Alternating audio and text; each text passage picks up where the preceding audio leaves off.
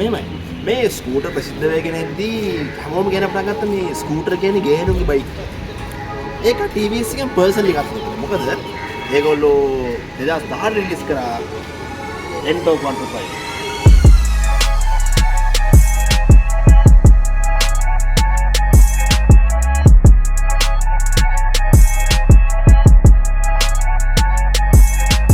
TV සුන්දරම් 1911 පටන් ගත්ත TVS and Sons company එක බස් සහ ලොරි ට්‍රාන්ස්පෝර්ට් කම්පැනි එක. ඊට පස්සේ 1978 තමයි TVS Motors ඩිවිෂන් එකෙන් ඒගොල්ලෝ මෝටර් සයිකල් නිෂ්පාදනය කරන්න පටන් ගන්න. TVS එකෙන් ඉස්සෙල්ලාම Suzuki එකත් එක්ක ලයිසන්ස් ඇග්‍රීමන්ට් එකකින් තමයි අපි අර කලින් කතා කරපු මෝපෙඩ් එක ඉන්දියාවේ ඇතුලේ රිලීස් කරන්නේ XL50 කියලා. එයම් පටන්ගත්ත TVS එකේ මෝටර්සයිකල් ඩිවිෂන් එකෙන් මොඩර්න් ස්කූටර් එකක් එළියට දාන්නේ 1994 TVS ස්කූටි කියලා. 1958 අර Honda එකේ Honda සුපර් කප් එකෙන් කරා වගේ මේගොල්ලෝ මේ ස්කූටි එක මාකට් කරේ මෝටර්සයිකල් පදින්නේ නැති අයට, විශේෂයෙන් කාන්තා පාර්ශවයට. ඒ මාකටිං එක කොච්චර සාර්ථකයිද කියනවනම් ස්කූටිය ගෑනුවයි විතරක් පදන බයික්යක් කියලා හැමෝම හිතන්න ගත්තා. ඒක නිසාද කොහෙද Ntorq එක ඒගොල්ලෝ කෙලින්ම මෑන්ලි කරලා තියෙන්නේ. ඒක නිසා මේ Jupiter, Activa, Fasino අතරේ Ntorq කියලා නමක් දැම්මා. Matte Colors, Race Decals වගේම Race Edition කියලා නම් දාලා තියෙන්නේ මේ පිරිමින්ට හරියන්න.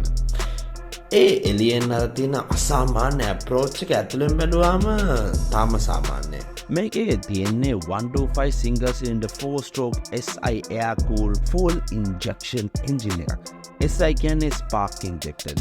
ඒක කියලා ඇත්තේ මේකේ ඩීසල් කියලා හිතුවොත් කියලා වෙන්නේ නැති. ඒක දැනන් හිටියේ නැත්නම් thumbs up එකක් දෙන්න. ඒක දැනන් හිටියනම් subscribe කරන්න.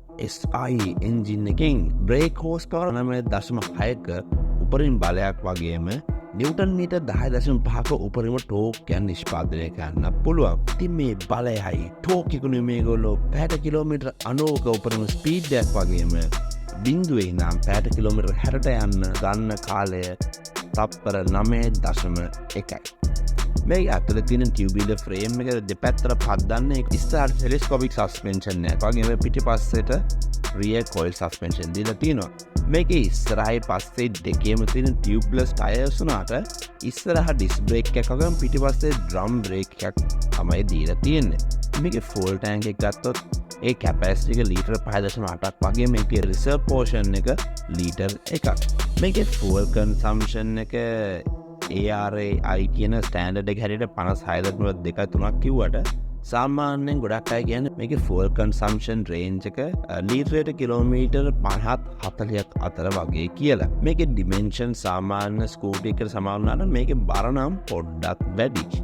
මේකේ ග්‍රවුන්ඩ් ක්ලියරන්ස් එකේ සීට් හයිට් එකෙත් එහෙම බ්ලොක් වෙනසක් නැහැ. එහෙම. මේකේ ස්පෙක් ෂීට් එක ආර්ඩර් කියවන්න පුළුවන්. හැබැයි මේකේ ස්පෙක් ලිස්ට් එක කන්ෆර්ම් කරන එක මගේ ජොබ් එක.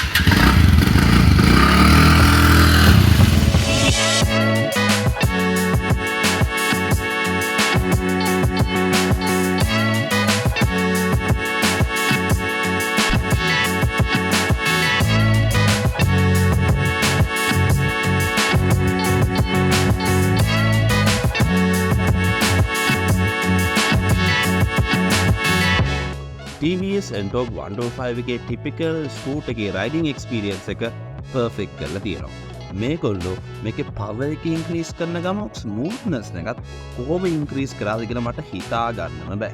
ඉතින් අර සාමාන්‍ය ස්කූටර් එක නවත්තලා ස්ටාර්ට් කරද්දී අර ගැස්සිලා ස්ටාර්ට් වෙන ගතිය මේ ස්කූටර් එකේ ඇත්තෙම නැහැ. ඒක නිසා තමයි මම මේ කවදාවත් ස්කූටර් එකක් පැදලා ඇති මිනිස්සෙක්ට මේ ස්කූටර් එක බය නැතුව පදින්න දුන්නේ. ඉතින් මේක මම මේ කලින් කිව්ව ෆීචර්ස් නිසා මේ බයික් එක සිටි එක ඇතුලේ ඕනෙම කෙනෙක්ට පදින්න හරිම ලේසි. මේ ස්කූටර් එක ගොඩක් පාතාවක පෙන්නට ඇත්තටම මේකේ හොඳ ග්‍රවුන්ඩ් ක්ලියරන්ස් එකක් තියෙනවා. ඒක නිසා ඔයාලට මේ රෝඩ් සයිඩ් එකේ තියෙන ගැටි වල ගොඩක් මේ බයික් එක ලේසියෙන් පන්නන්න පුළුවන්. අනිත් ස්කූටර් වල නම් මේ ඕවර්ටේක් කරන මැරෙන්න හදන වුණාට මේ ස්කූටර් එක වට ලේසියෙන්ම වාහන ඕවර්ටේක් කරන්න පුළුවන්. මේකෙත් මේ ස්විච් පැනල්ස් දෙක හයි කරලා තියෙන්නේ සාමාන්‍ය ස්කූටර් සම්ප්‍රදායයි. හැබැයි සම්ප්‍රදාය මොබ්බට ගිහිල්ලා මේ දකුණු අත පැත්තේ වාට කිල් ස්විච් එකයි ඉග්නිෂන් එකයි වගේම හසාඩ් ලයිට් එකක් නැත්නම් මේ ඩබල් ලයිට් එකක දීලා තියෙනවා. වම් අත පැත්ත බැලුවාම ඔයගොල්ලන්ට ඩිම් එකයි ෆෝන් එකයි සිග්නල් එකයි දාන්න පුළුවන්. මම මේකේ ගොඩක් ආස් ෆීචර් එකක් තමයි මේකේ මේ පිටිපස්සේ ඉස්සරහයි දෙකේම මේ T-shape හැඩේ DRL නැත්නම් on light එක හයි කරලා තියෙනවා. ඒකේ වගේ බයික් එකට ස්ටයිලිෂ් පොයින්ට්ස් වගේම සේෆ්ටි පොයින්ට්ස් උත් ඇඩ් වෙනවා.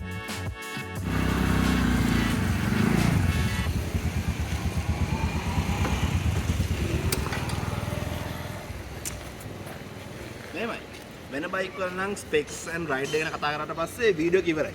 හැබැයි මේ බයික් එකේ ගොඩාක් මොඩර්න් ෆීචර්ස් හංගලා තියෙනවා. මේක රේස් එඩිෂන් කියන්නේ මේ මල්ටි මෝඩ් ඩිස්ප්ලේ එකකින් රයිඩින් මෝඩ්ස් වගේම ලැප් ටයිම්ස් බලන්න පුළුවන්. පරණ පාඩුවලට මේ ඩිස්ප්ලේ එක ගොඩක් ඇඩ්වාන්ස්. අන්න මේ බ්ලූටූත් කනෙක්ට් කරලා කෝල් එකක් ආවම ඒ කවුද කියලා පෙන්නනවා. ඒක කරන්න ඕන මේ TVS ලංකා ඇප් එක ඩවුන්ලෝඩ් කරලා රෙජිස්ටර් වෙන්න ඕනි. ඊට පස්සේ incoming calls, missed calls, messages, navigation, battery life සහ ගොඩාක් විස්තර ඔයාලට මේ ඩිස්ප්ලේ එකෙන්ම බලා ගන්න පුළුවන්. ඔයාලට මේ ඇප් එකෙන් වගේ බයික් එක ස්ටාර්ට් කරද්දී ඔයාලට කැමති විදිහේ වෙල්කම් මැසේජ් එකක් දාගන්න පුළුවන්. මේකේ සීට් එකට 20 ලීටර් ස්පේස් එකක් වගේම වගේ ෆෝන් එක charge ගන්න අවුට්ලට් එකකුත් තියෙනවා.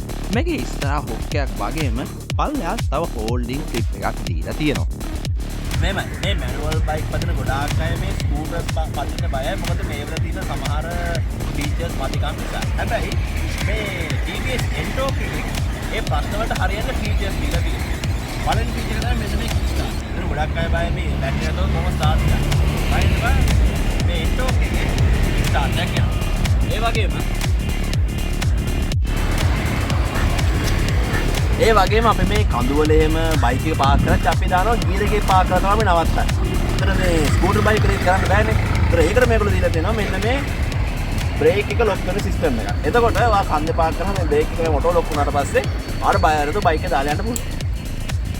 ඉතින් මේ TVS Entoq 125 එකේ මගේ ඉම්ප්‍රෙෂන්ස් හැටියට මම කැමති සහ අකමැති දේවල් මේ බයික් එකේ ABS නැහැ. මේකේ escape පිටිපස්ස බ්‍රේක් එක ඔබද්දි හැම වෙලාවම ඔටෝමැටිකලි ෆ්‍රන්ට් බ්‍රේක් එකේ වෙන ටෙක්නොලොජි එකක් තිබ්බට ඒක ABS තරම් ඉෆෙක්ටිව් නැහැ. මේගොල්ලෝ වැඩිපුර බ්‍රේක් හෝස් පවර් එකක් ගන්න මේකේ ලීටරයට කිලෝමීටර 10ක් විතර අඩු කරලා තියෙනවා. ඉතින් මේ ස්කූටර් එකේ ෆුල් කන්සම්ප්ෂන් එක normal ස්කූටර් එකකට වඩා ගොඩක් අඩුයි. Entoq 125 එකේ ඉස්සරහ ස්ටෝරේජ් කැබින් එකක් නැහැ. තමයි බයික් එක පදිද්දි මේ හැන්ඩල් බාර් එකේ තියෙන ভাইබ්‍රේෂන් නිසා ගොඩක් දුර ගමන් යද්දි වාගේ අත් දෙක නිකන් කිරි වැටෙනවා වගේ පටන් ගන්න පුළුවන්. තව දෙයක් තමයි මෙන්න මේ ඉස්සරහ හුක් එකේ බෑග් එකක් වගේ එල්ලන්න පුළුවන් ෆුල් ෆේස් හෙල්මට් එකක් එල්ලන්න තරම් ඉඩක් නැහැ. ඒත් මේකේ පල්ලෙහා ක්ලිප් එකක් තියෙන නිසා වට ඕනනම් ඒකේ වාගේ හෙල්මට් එක එල්ලන්න පුළුවන්. මම මේ බයික් එකේ ආසම ෆීචර් එකක් තමයි මෙන්න මේ ඩුවල් ස්ටිච් සීට් එක. ඒ වගේ මේ මල්ටි මෝඩ් ඩිස්ප්ලේ එකයි මේ අප් කනෙක්ට් එකයි නිසා ඔයාලට වගේ බයික් එක අන්තිමට පාක් කරපු තැන කෝල් ඇලර්ට්ස් නැවිගේෂන්ස් වගේ ෆීචර්ස් ෆෝන් එක අදින්නතෝ බලන්න පුළුවන් කියන්නේ මම දකින විදිහට ලොකුම ඇඩ්වාන්ටේජ් එක.